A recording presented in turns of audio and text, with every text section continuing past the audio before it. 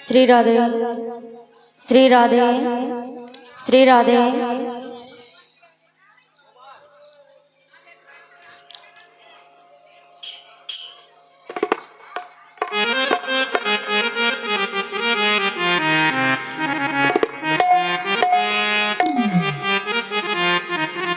कृपया सभी लोग शांति बनाए रखें।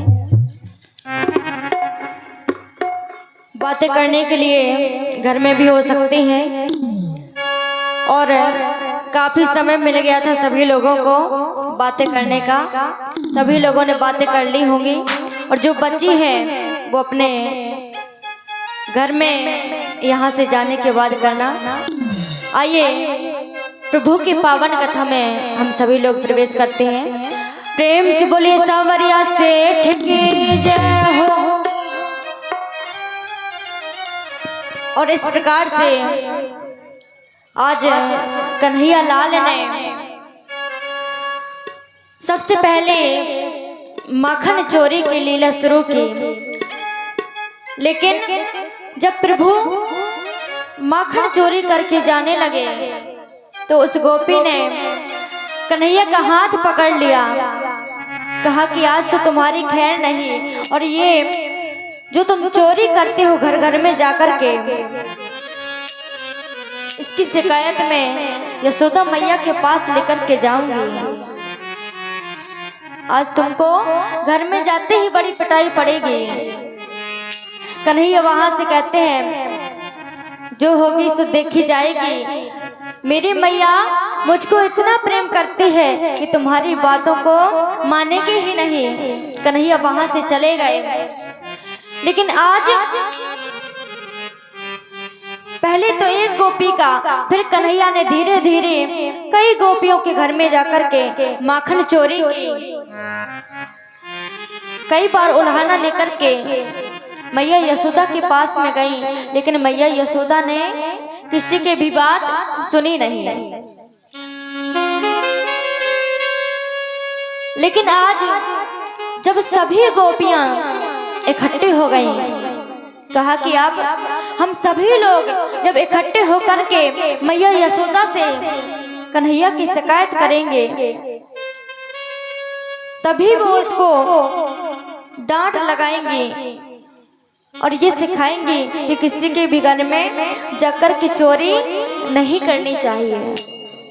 और सभी गोपियां आज मैया यशोदा के महल में इकट्ठी होकर के प्रभु की शिकायत लेकर के आ गई।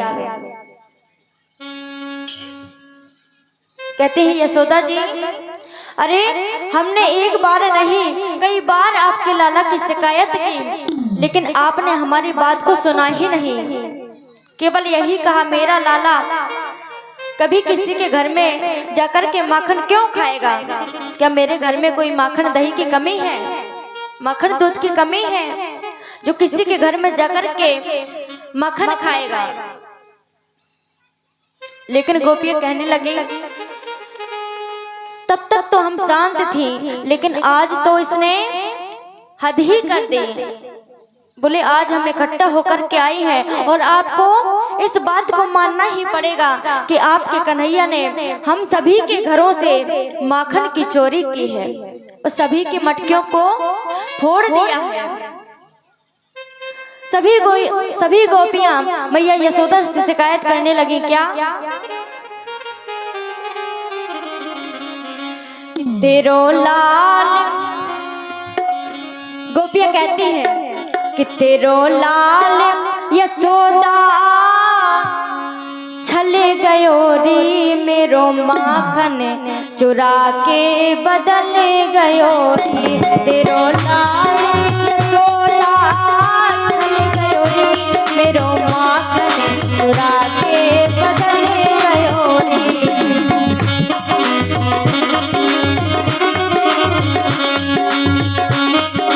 मीठी तालियों के साथ में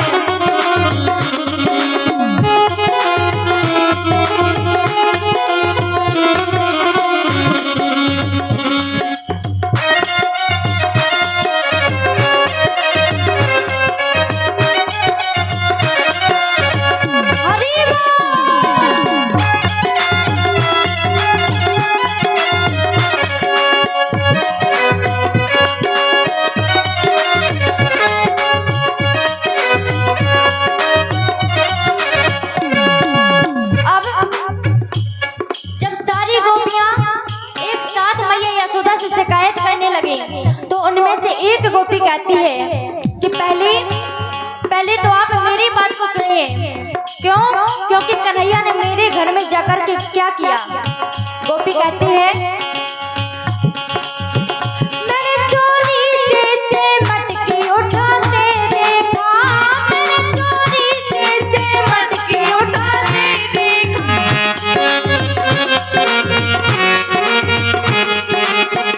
गोपी कहने लगी कि सबसे पहले तो ये मेरे घर में आया केवल अकेले नहीं। बोले कैसे आया? बोले अकेले नहीं, अपनी बाल गोपाल की पूरी टोली बना करके आया। और क्या किया? मैंने चोरी से मटकी उठाते देखा, मैंने चोरी से मटकी उठाते देखा। और मटकी उठा ली, केवल अकेले माखन को नहीं खाया, सभी को धीरे धीरे करके मधुमंगल तुम भी आओ, श्रीदामा तुम भी आओ, सभी माखन के स्वाद को चखो। गोपी कहती है, आप खाते हुए औरों को खिलाते देखा, आप खाते हुए औरों को खिलाते देखा।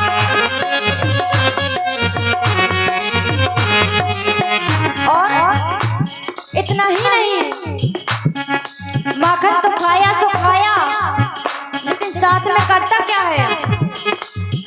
नाच कर घूम कर कुछ नीचे गिराते देखा, झूम कर कुछ नीचे गिराते देखा।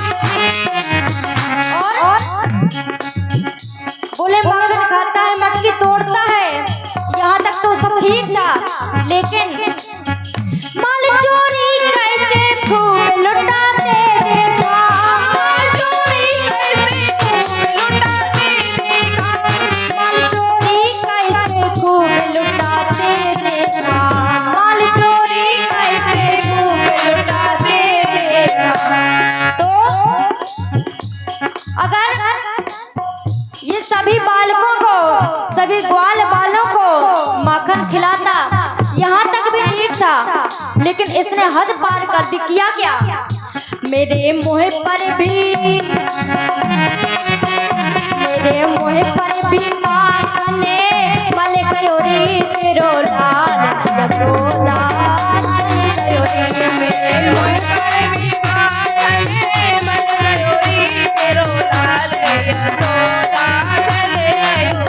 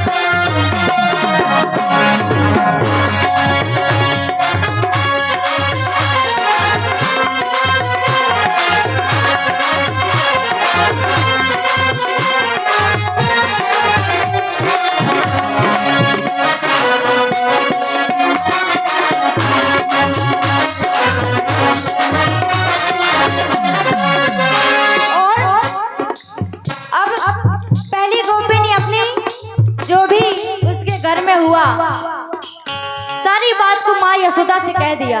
अब दूसरी गोपी आगे आई। दूसरी गोपी कहती है, जब ये मेरे घर में आया, इसने मटकी को फोड़ा, माखन खाया, लेकिन जब मैं इसको पकड़ने के लिए दौड़ी तो ये तुरंत ही मेरा हाथ छोड़ करके भाग गया। किया क्या? हाथ आता ही नहीं, दूर दूर रहता है, हाथ आता ही नहीं, दूर दूर रहता है। क्यों? क्योंकि ये एक नंबर का है तो चोर, इसलिए चोर है चोर, ये चोरी में चूर रहता है, चोर है चोर, ये चोरी में चूर रहता है।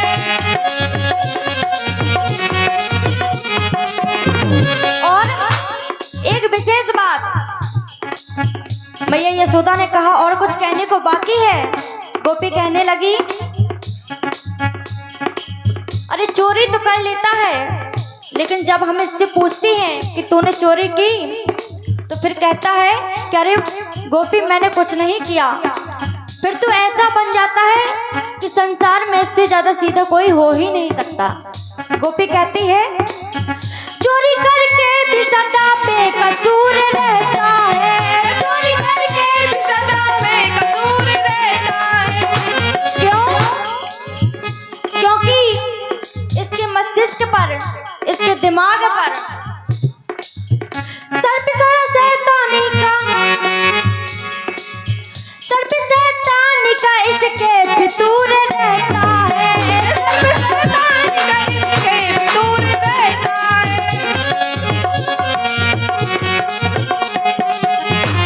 और सर पे शैतानी का इसके फितूर रहता है।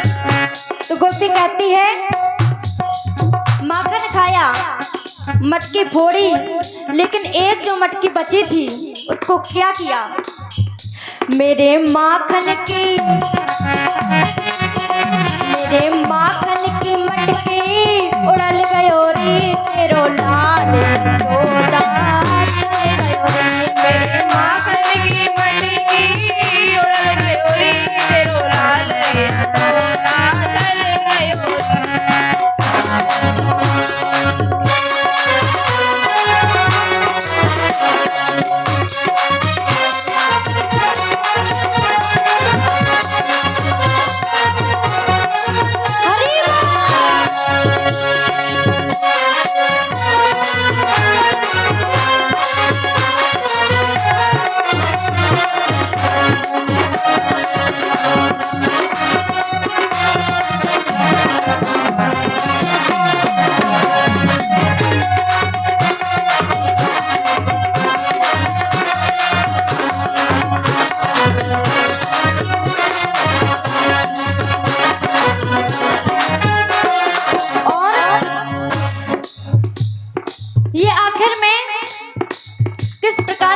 करता है। एक एक गोपी आगे आगे आते जाते हुए मैया यशोदा से सभी प्रकार की शिकायत करती हैं। तो तीसरी गोपी बोली, हंसकर मांगता है और कभी रोता है, हंसकर मांगता है और कभी रोता है। और अगर मैंने इसको माखन नहीं दिया तो ये मेरे घर में आकर करता क्या है? अपने हाथों से दही आप ही पिलोता है, हाथों से दही आप ही पिलोता है।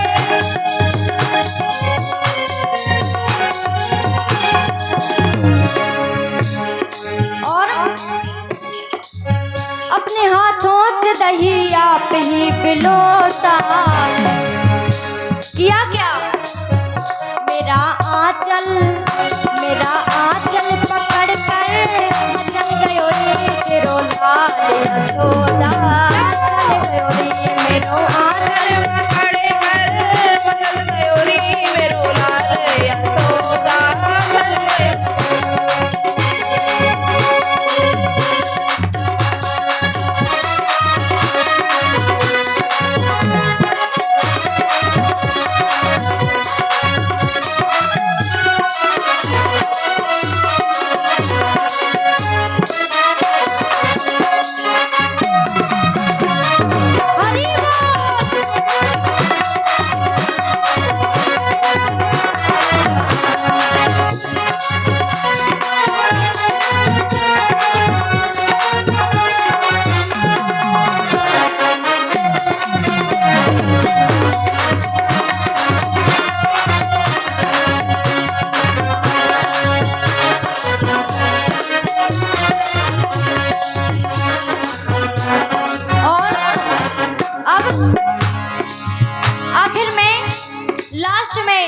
सभी गोपियां शिकायत करती हैं, लेकिन एक गोपी बची, वो भी आगे आ गई। मैया यशोदा कहती है, अब जो भी शिकायत बची हो थोड़ा तुम भी कह ले। तो वो गोपी कहती है, बिल्कुल कहूंगी। क्यों? वो यशोदा मैया से कहने लगे, इसे समझा दे यशोदा ये तेरा बेटा है, इसे समझा दे यशोदा ये तेरा बेटा है। और जहाँ तक हमने देखा है कि अकेला नहीं आता है, और इसकी मंडली का नाम है चौर्य विद्या प्रचार मंडली। तो वो गोपी कहती है, सारे के सारे ग्वाल बाल एक साइड हो जाते हैं, लेकिन ये कहता है जो मेन काम है दही को निकालना वो मेरे हाथ में है। तो वो गोपी कहती है, इसे समझा दिया यशोदा ये तेरा बेटा है, इसे समझा दिया यशोदा ये तेरा बेटा है। चोर वालों का एक यही चोर नेता है, चोर वालों का एक यही चोर नेता है। और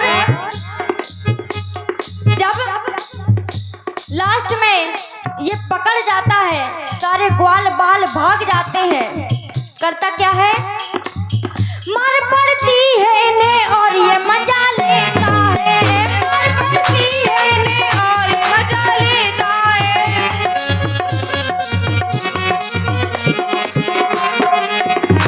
मार पड़ जाती है इनको और ये खड़े होकर के एक कोने में खड़ा हो जाएगा और धीरे धीरे मुस्कुराता रहेगा। करता क्या है, मार पड़ती है इन्हें और ये मजा लेता है, मार पड़ती है इन्हें और ये मजा लेता है। करता क्या है, बोले इसके बदले में जरा मुरली बजा देता है, इसके बदले में जरा मुरली बजा देता है, इसके बदले में जरा बंसी बजा देता है, इसके बदले में जरा बंसी बजा देता है, इसके बदले में जरा बंसी बजा देता है। तो गोपी कहती है कि जया मोती कान्हा की शरण गयो रे तेरो लाल यशोदा चल गयो रे।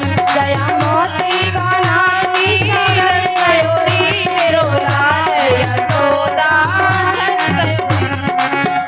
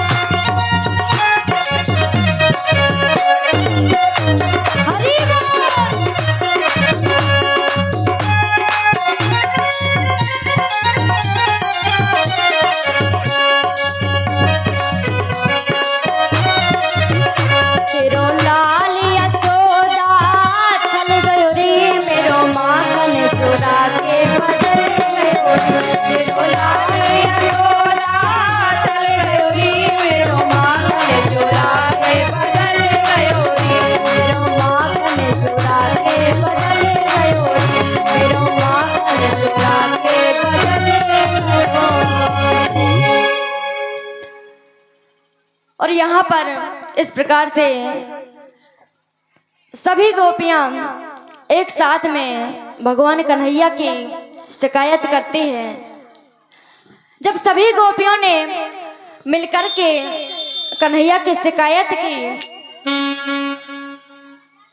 यशोदा मैया ने कन्हैया को डांट लगाई, बहुत ही समझाया कि लाला अगर तूने आज के बाद ऐसा काम कियो तो तेरी खैर नहीं, मैं तुझको बहुत पीटूंगी। ये मत सोच कि मैं तुझसे ज्यादा प्रेम करती हूँ, तो मैं तुझको डांटूंगी नहीं, मारूंगी नहीं। कन्हैया मैया यशोदा से कहते हैं, मैया ये सारी की सारी गोपियां हैं, ये एकजुट बना करके आई हैं, और अगर ये एक साथ शिकायत करेंगी ऐसे ही शिकायत करती रही तो मुझे लगता है कि आगे चल कर के मेरा ब्याह नहीं होने देंगे।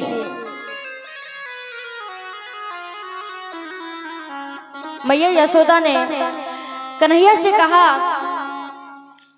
लाला आज ये एक साथ आई है और अगर ये बात तेरे बाबा को पता चल गई, अरे तेरे घर में दूध माखन की कोई कमी थोड़े है, जितनो तू माखन कहेगो मैं अपने हाथों से खिलाऊंगी। गोपियां वहां से चली गई। मैया यशोदा ने कन्हैया को समझाया, लेकिन एक दिन कन्हैया ने अभी तक तो गोपियों के घर में जाकर के माखन चोरी करते थे, लेकिन एक दिन कन्हैया ने अपने घर में ही चोरी कर ली। मैया यशोदा आंगन में बैठ कर के दही को बिलो रही थी। कन्हैया वहां पर आए और बड़ी सी मटकी को माखन से भरा हुआ देखा। घुटमन के बल उसी मटकी को पकड़ करके खड़े हो गए।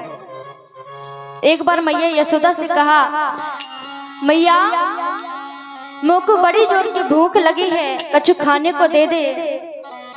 मैया ने कहा, लाला अरे जो रात को माखन रखे हो है, अरे थोड़ो वही में से ले ले। क्यों? क्योंकि मैं अभी दही बिलो रही हूँ। मैया यशोदा ने जब ऐसा कहा तो कन्हैया ने जो यशोदा मैया के सास की मटकी थी, उस मटकी को मेरे कन्हैया ने फोड़ दिया और वहां से छुपने के लिए एक खंभे के पीछे जाकर के खड़े हो गए। खड़े क्यों हो गए? कन्हैया ने सोचा अगर मैया ने देख लिया, मैया को पता चल गई कि ये मटकी मैंने फोड़ी है, तो आज मैया मेरी बहुत पिटाई करेगी। क्यों? क्योंकि ये गोपियां हैं जो पहले से ही मेरी इतनी शिकायत करके गई हैं, और अगर अब मेरे से ये मटकी फूट गई और मैया ने देख लियो, मैया को पता चल गई कि ये कन्हैया ने मटकी फोड़ी है, जो कि यशोदा मैया की सास की मटकी थी। अब यशोदा मैया दही बिलो करके कन्हैया के पास गई। कन्हैया वहां देखे नहीं। क्यों? क्योंकि कन्हैया उस खंबे के पीछे बिल्कुल ऐसे एक कोने में खड़े हो गए छुप करके। कन्हैया ने नाटक किया। कन्हैया ने सोचा अगर मैया ने मटकी को फोटा हुआ देखा तो मैया गुस्सा करेगी, इसलिए मैं ही पहले से ही रोना चालू कर दूंगा तो मैया मुझे कुछ कहेगी ही नहीं। और कन्हैया ने यहाँ पर झूठ के आंसू बहाना शुरू कर दिया। कन्हैया बोले, मैया मुझे जब रोता हुआ देखेगी तो मुझसे ये सवाल करेगी ही नहीं, अरे भाड़ में गई वो मटकी। और मैया यशोदा जब मटकी के पास गई, मटकी को फूटा हुआ देखा, लेकिन कन्हैया वहां पर नहीं है।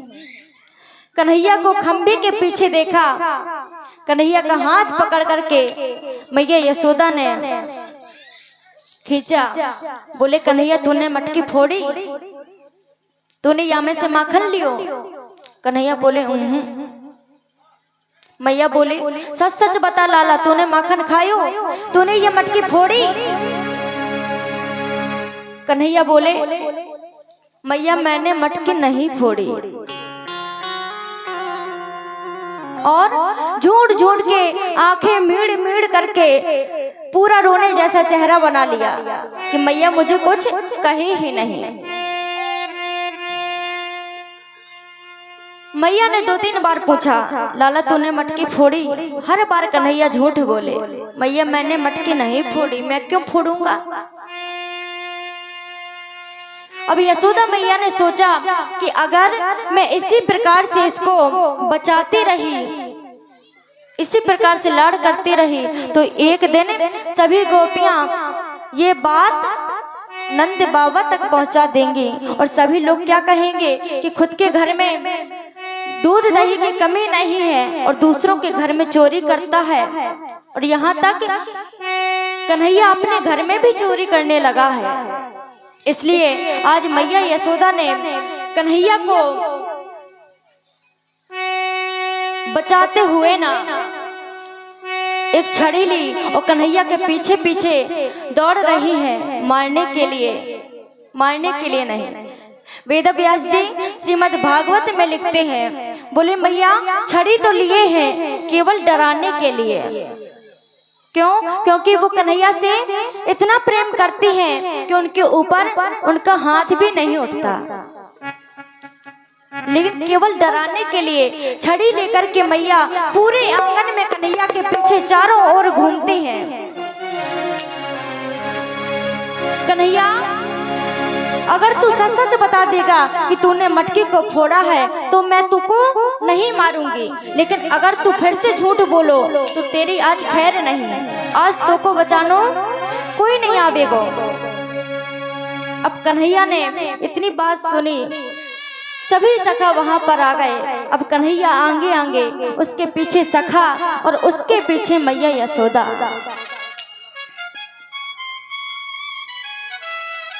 मैया ने कन्हैया को डांट लगाई, छड़ी लेकर के दौड़ रही हैं और आज कन्हैया को सीख सिखाने के लिए यशोदा मैया ने ओखल से बांध दिया।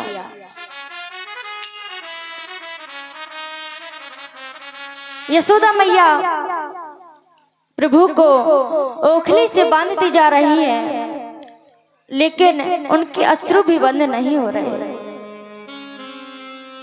एक और प्रेम लगा है कि ये मेरा पुत्र है, इतना कोमल है, अगर रस्सी से बांधूंगी तो इसको बड़ा ही दर्द होगा, लेकिन अगर आज मैंने इसको सीख नहीं सिखाई तो कल के दिन फिर इसकी और शिकायतें आएंगी। इसके लिए मैया ने आज ओखल से प्रभु को बांध दिया और उस ओखल में बांधने से वहां पर प्रभु घुटमन घुटमन चल करके आंगन से बाहर चले गए। यशोदा मैया महल के अंदर है और वहां पर प्रभु जैसे ही आंगन से बाहर निकले तो दो वृक्ष हैं, वृक्षों के बीच में से प्रभु जैसे ही निकले तो ओखली का स्पर्श उन वृक्षों से हो गया और वो वृक्ष टूट करके जमीन पर गिर गए। और वो दो जो वृक्ष थे वो कौन थे? कुबेर के दोनों पुत्र थे। प्रभु ने इस प्रकार से उनका उद्धार किया। यहाँ पर प्रभु की एक लीला और आती है। प्रभु ने यमुना जी के किनारे पर एक दिन खेलते खेलते माटी के ढीले को उठाया और मुख में दे लिया।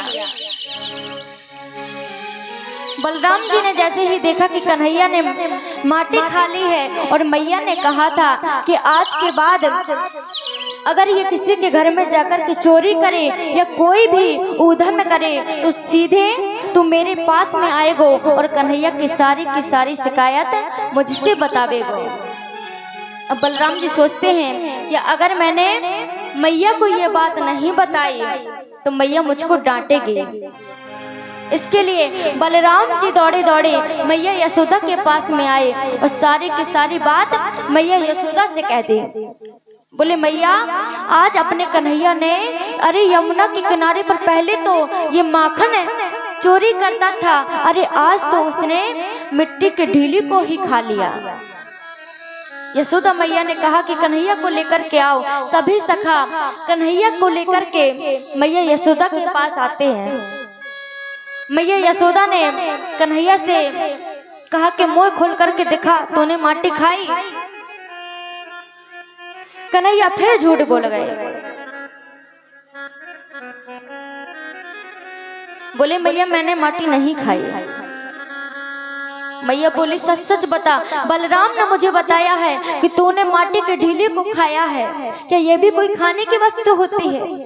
जो तेरे मन में आया वही मुंह में दे लिया। कन्हैया कहते हैं मैया मैंने माटी नहीं खाई, मैं सत्य कह रहा हूँ। मैया यशोदा बोली मैं तेरी बात को नहीं मानती, अगर तूने माटी नहीं खाई तो पहले मुख को खोल करके दिखा। और कन्हैया ने जैसे ही अपने मुख को खोला तो प्रभु के मुख में मैया यशोदा को ये पूरा का पूरा ब्रह्मांड दिख गया, पूरे ब्रह्मांड का दर्शन हो गया। अब जैसे ही मैया यशोदा ने कन्हैया के मुख पर पूरे ब्रह्मांड का दर्शन किया तो देखते ही यशोदा मैया मूर्छित पड़ गई। जब मैया मूर्छित पड़ गई, कन्हैया ने झट से अपना मुख बंद किया और मैया को उठाने लगे। मैया आंखें खोल, मैया आंखें खोल, तुझको क्या हुआ? और प्रभु जान गए थे कि अगर मैं मुख खोलूंगा तो मैया को सारा ब्रह्मांड दिख जाएगा और यहाँ पर फिर से एक गड़बड़ी हो जाएगी। बोले मैया ने जो भी देखा इस सबको मुझको भुलाना होगा, इनकी स्मृति को भुलाना होगा। इसके लिए प्रभु ने योग माया की सहायता ली और योग माया से कहा कि तुम अपनी माया के द्वारा मैया की स्मृति, जो भी मैया ने मुखमंडल पर देखा है वो सब कुछ विस्मृत हो जाए। योग माया ने प्रभु की आज्ञा पाकर के यशोदा मैया ने जो भी कन्हैया के मुखमंडल पर देखा वो सारी स्मृति को विस्मृत कर दिया, सब कुछ भुला दिया। यशोदा मैया को थोड़ी देर बाद जब उनकी मूर्छा खुली, बोले कन्हैया तूने माटी खाई?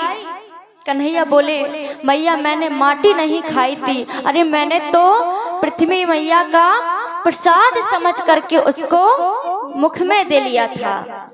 मैया बोली लाला मैं इतनी देर से पूछ रही थी तूने माटी खाई, तूने माटी खाई, फिर तू झूठ क्यों बोलता था? बोले मैया मैंने झूठ कब बोला? आप ऐसा सवाल ही कर रही थी कि तूने माटी खाई, तो मैंने माटी थोड़ी ही खाई थी, मैंने तो ब्रज भूमि की प्रसाद को खाया था।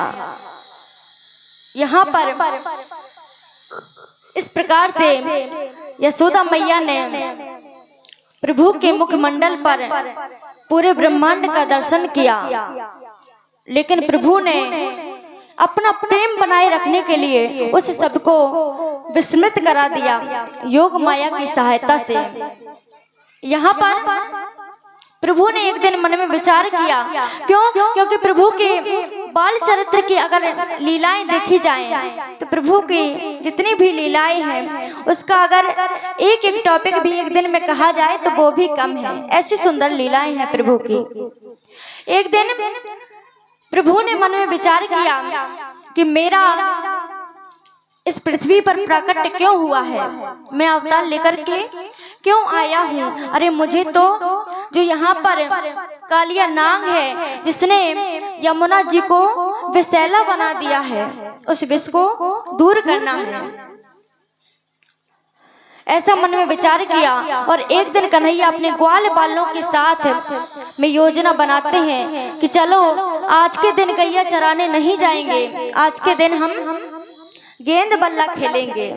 और प्रभु सभी ग्वाल बालों को यमुना जी के किनारे पर ले गए और उस खेल के द्वारा जब वो गेंद प्रभु से यमुना नदी में चली गई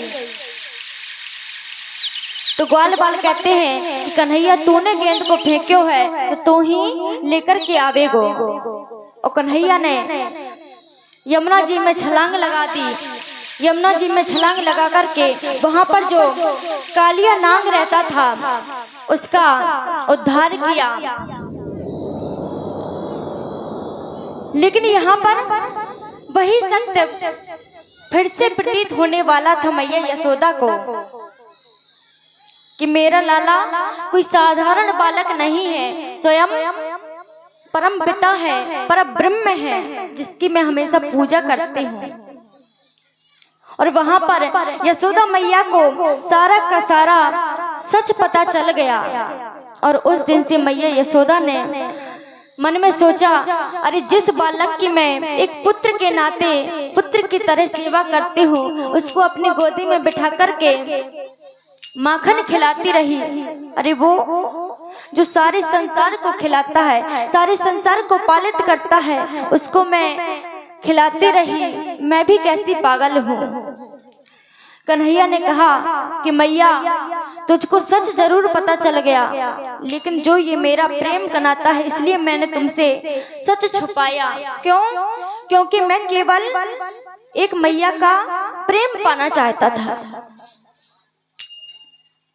प्रभु ने इस प्रकार से यहाँ पर कालिया नाग का दमन किया। इसके पश्चात जब सारे के सारे ब्रजवासी इकट्ठे हो गए, तो वहां पर प्रभु ने ऐसी मधुर मुरली की तान बजाई कि सारी गोपियां अपना अपना काम छोड़ करके सभी उस मुरली को धुन को सुनने लगी, सभी मंत्र मुग्ध हो गई। एक दिन कन्हैया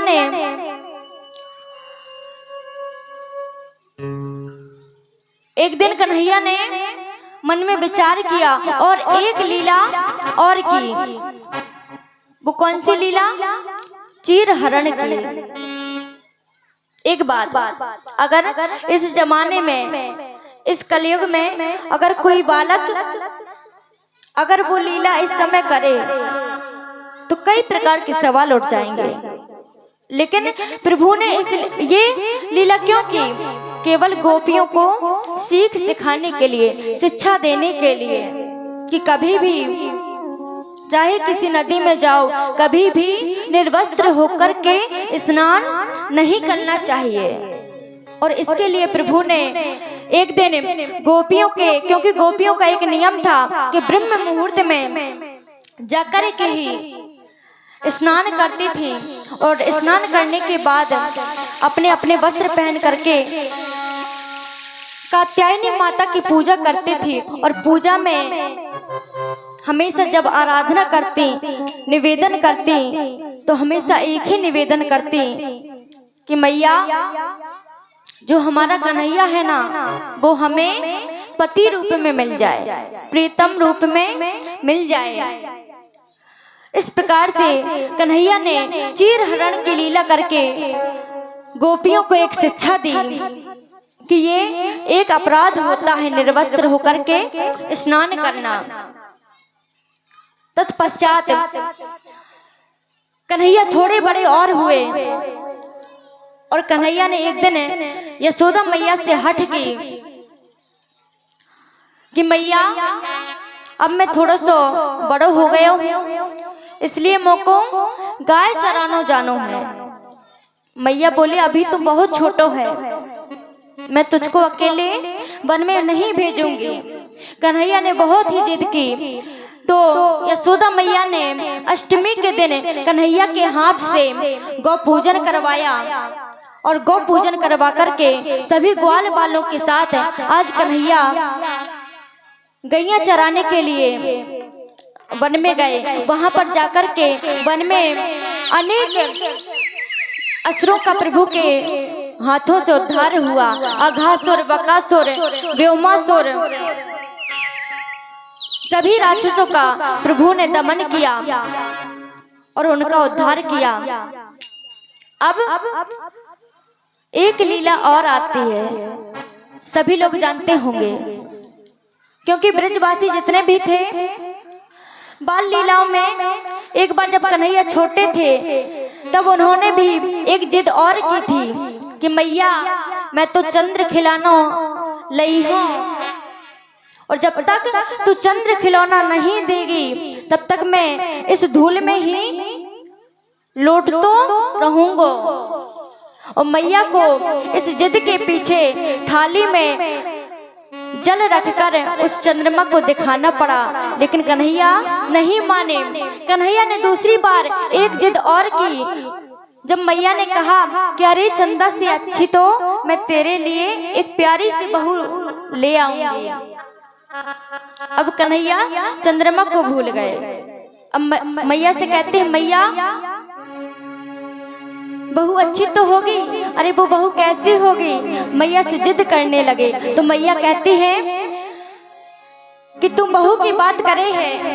अरे जब तेरी बहू आएगी तो क्या तुम उसको साथ में लेकर के जावेगो? कन्हैया कहते हैं कि मैया बहू इतनी लाना कि मैं उसको अपनी जेब में डाल करके फिर गैया चराने जाऊं। मैया बोली, अरे इस बालक को तो इतना ही पता नहीं। अरे बहू को जेब में डाल करके ये गाय चराने जावेगो। और कन्हैया मैया से जिद करने लगे। कहते क्या है?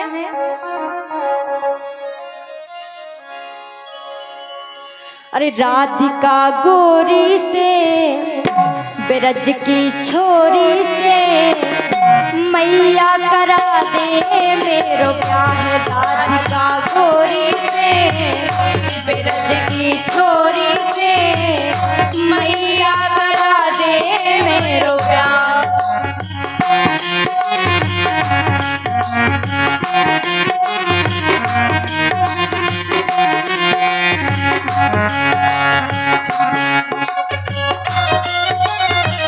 मीठी मीठी तालियों के साथ में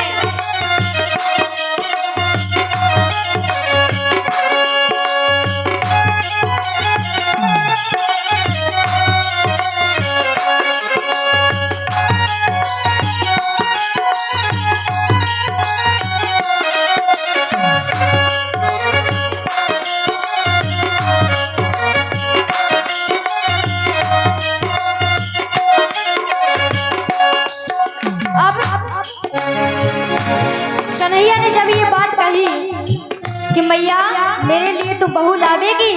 मैया कहती है हाँ लाऊंगी। तो कन्हैया कहते हैं, राधिका गोरी से ब्रज की छोरी से मैया करा दे मेरो ब्याह। राधिका गोरी से ब्रज की छोरी से मैया करा दे मेरो ब्याह। लेकिन मैया कहती है तू अभी बड़ो ही छोटा है, तेरो ब्याह कैसे हो गएगो? मैया कहती है नजर तेरी खोटी है, उम्र तेरी छोटी है। नजर तेरी खोटी है, उम्र तेरी छोटी है।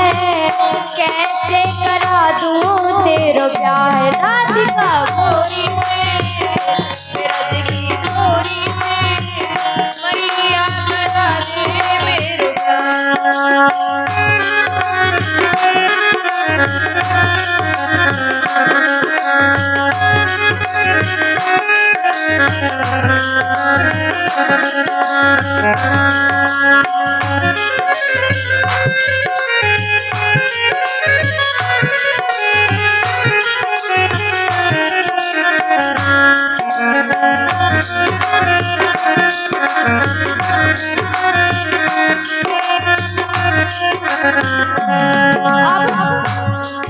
जब मैया ने कहा कि तू अभी बड़ो ही छोटो है तो कन्हैया जिद करने लगे। कहते धमकी देने लगे। कहते क्या है?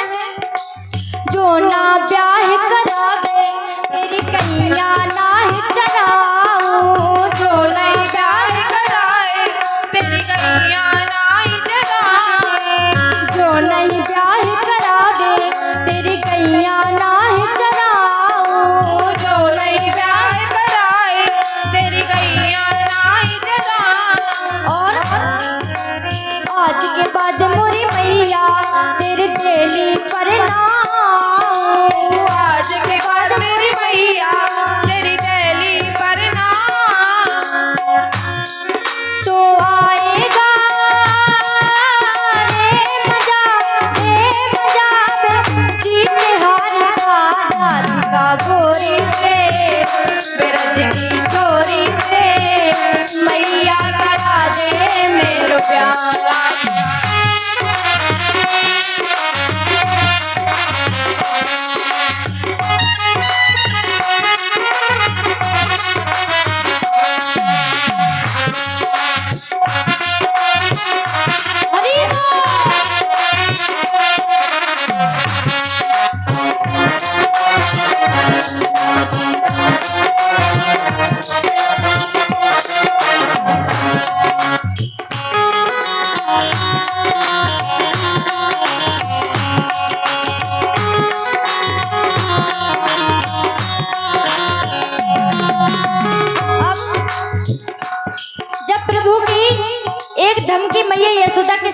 नहीं चली।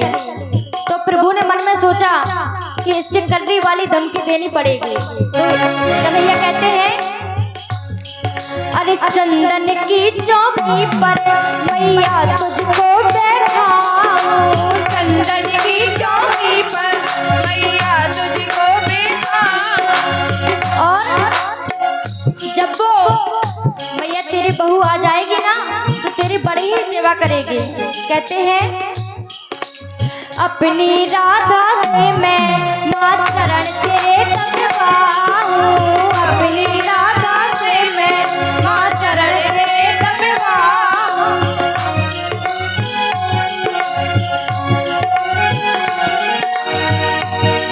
और कहते क्या है, मैया जब बहू आ जाएगी तो अभी तो खुद ही भोजन स्वयं बनावे, लेकिन जब बहू आ जाएगी तो करूँगा क्या? भोजन में बनवाऊंगा 56 प्रकार के, राधिका गोरी से ब्रज की छोरी से मैया करा दे मेरो प्यार। राधिका गोरी से ब्रज की छोरी से मैया करा दे मेरो प्यार।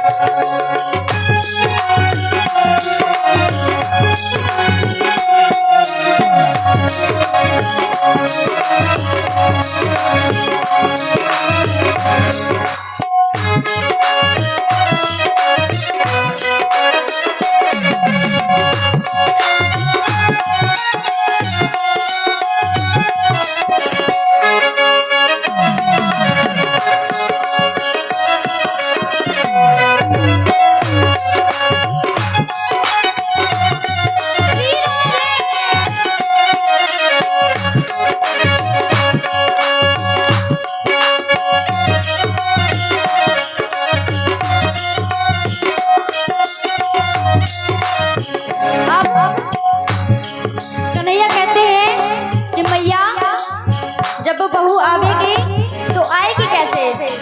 कहते हैं, अरे छोटी सी दुल्हनिया जब अंगना में डोलेगी, छोटी सी दुल्हनिया जब अंगना में डोलेगी, छोटी सी दुल्हनिया जब अंगना में डोलेगी, छोटी सी दुल्हनिया जब अंगना में डोलेगी।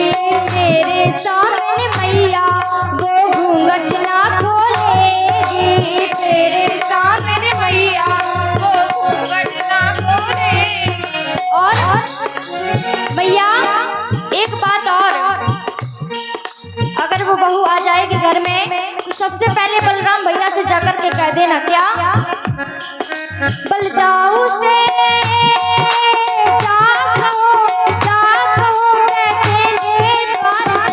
राधिका गोरी से ब्रज की छोरी से मैया करा दे मेरो प्यार।